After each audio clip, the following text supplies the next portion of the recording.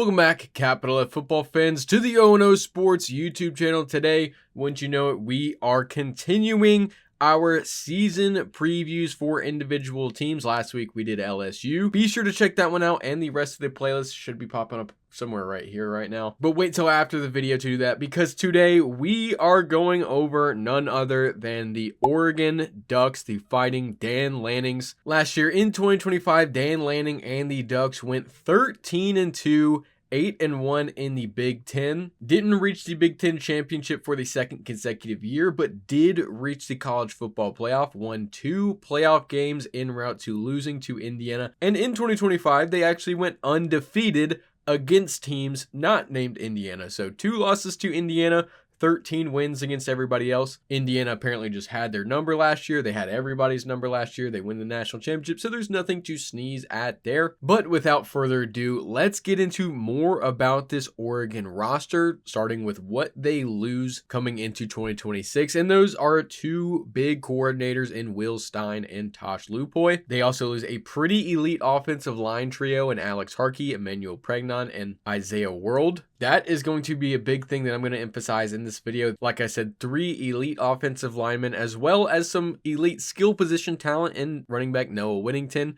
wide receiver Malik Benson, tight end Kenyon Sadiq, and running back Mekhi Hughes, who wasn't involved that much in 2026. I believe he only played in 6 games before transferring out, but that still hurts the depth of the team. On top of that, with Tosh Lupoy leaving on defense, they also lose Blake Purchase and Bryce Bocher in the front 7, as well as defensive backs Dylan Thieneman and Jaden Kennedy. So a few pretty important pieces on both sides now no longer with the program. But before we draw conclusions on that, let's take a look at what they retain going into next season. And of course, that includes none other than my favorite quarterback of the season, Dante Moore. I've already talked about it on the channel. I think Dante Moore is probably the best quarterback in college football last year, but of course, Fernando Mendoza had the better season. He had very, very elite stats.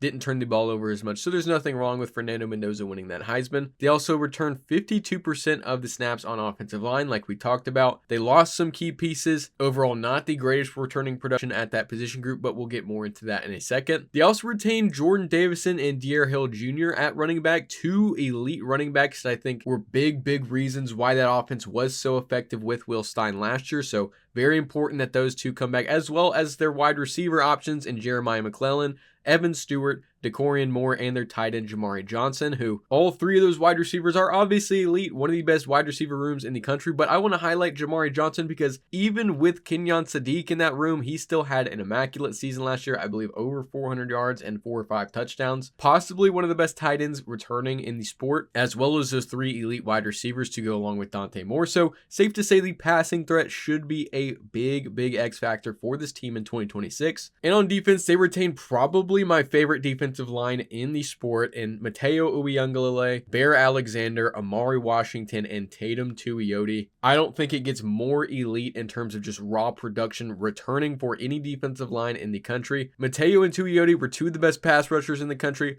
Alexander and Washington, 2 of the best interior defensive linemen in the country. So going to be a very dangerous unit once again in 2026, as well as their returning members of the secondary, Aaron Flowers, Brandon Finney, and I'm going to try this one, Ife Obedegwu. I hope that's right. 3 great players in that secondary. Going to be a strength once again is the defense as well as the offense. Probably one of the better rosters overall in the country. And we haven't even gotten into the additions yet. For those additions, though, they bring in offensive coordinator and defensive coordinator. And I want to specify they didn't bring these guys in. They were already in the program. But I'm just counting these as additions because they take over responsibility as coordinators full-time. Drew Mehringer, he's been a co-offensive coordinator at Oregon since 2022, as well as new defensive coordinator Chris Hampton, who has also been a co-defensive coordinator since 2023. They also bring in Dylan Raiola at quarterback, which probably won't make that much of a difference this year. Iverson Hooks at wide receiver. They just add to the depth at wide receiver, as well as on the defensive side, DeAndre Robinson at defensive line, and even more stacked talent at defensive back in Aaron Scott Jr. from Ohio State, Carl Williams IV, Trey Watson, and an underrated pickup in Coy Parrish, who should serve as more than a defensive back. He was an excellent punt and kick returner at Minnesota last year. So not a ton of additions for this Oregon team, but like I just talked about, they don't really need it. They return an absolutely stacked roster, a ton of returning production, and they're ready to reload in 2026. I don't think they're going to have any problems, but I will save what I think of this team overall for the predictions. For now, let's take a look at Oregon's schedule. At home, Boise State, Portland State, UCLA, Nebraska, Northwestern, Michigan, and Washington. And on the road, Oklahoma State, Southern Cal, Illinois, Ohio State, and Michigan State. And I want to first highlight that out of conference. I think it's sneaky difficult. Boise State, obviously one of the better group of 6 teams, gave them a fight, I believe it was 2 years ago. I think they only won that game by 7, but of course this is a different team, so I'm not going to say that's going to happen again. Just want to emphasize that Boise State is one of the most premier group of 6 teams. Can't sleepwalk through that one, as well as Oklahoma State, who's going to have an exciting offense this year. They bring in Eric Morris to help revamp that program. I think it should still be an automatic W. Don't think Oklahoma State matches quite well with what Oregon has been doing the past couple years, but cannot sleepwalk through either of those games. 2 capable opponents. So it's going to be interesting to see what happens there. But overall, the schedule isn't that hard. They, of course, have Ohio State. They have Michigan. They have teams in USC. They have teams in Washington who are going to be difficult. But they get those Michigan and Washington games at home. They avoid Indiana, which of course was huge for them last year. They lost 2 games overall, both to Indiana. So not having to play them this year is pretty awesome. And Penn State, who's always going to be capable in the Big Ten. And almost as importantly as not having to play Indiana, they don't have to play themselves, which is a big plus. Most other teams don't want to play in Oregon on their schedule. Oregon doesn't have to play themselves except for in the spring, so nothing to worry about there. I think their Big Four is pretty clear in those games with USC, Ohio State, Michigan, and Washington.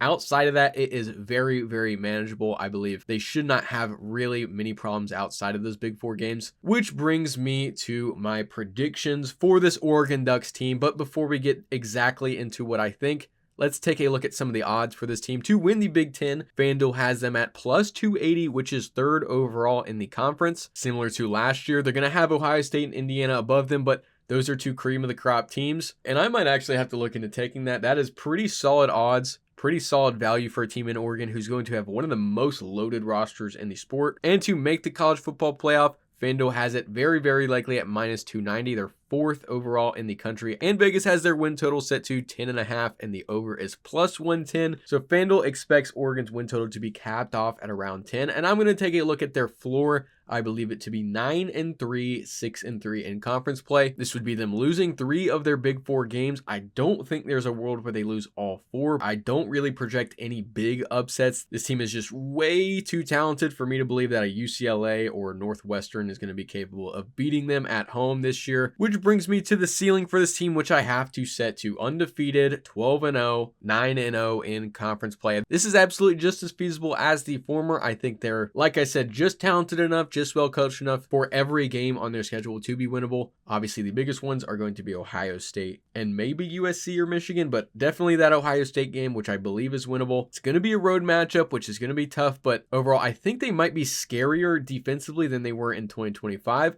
They have Dante Moore returning, like I said, who's going to be a Heisman caliber cornerback. They have elite skill talent and elite offensive line talent, although they do lose that raw production at offensive line. So it's going to be difficult to replace, but it's definitely possible that Oregon runs the table. But for what I believe Oregon will do in 2026 is 10-2, 7-2 in conference. I have to agree with Vegas here. I have them going 2 for 4 in the Big Four, most likely losing that game at Ohio State. It's going to be a travel game. It's going to be later in the year, so definitely going to be a tough matchup for the Ducks, as well as one other matchup, probably a road matchup to USC. Those 2 road games really stick out to me, although USC is less of a road game than Ohio State is. And I'm going to reiterate for the last time in this video, I promise this is the last I'll talk about the offensive line. They are going to be the biggest X factor for the Ducks this year. If those losses end up being more substantial than maybe some of us predicted, they could very well hit the floor in my opinion. But if they don't skip a beat, if the offensive line once again performs at an elite level in 2026,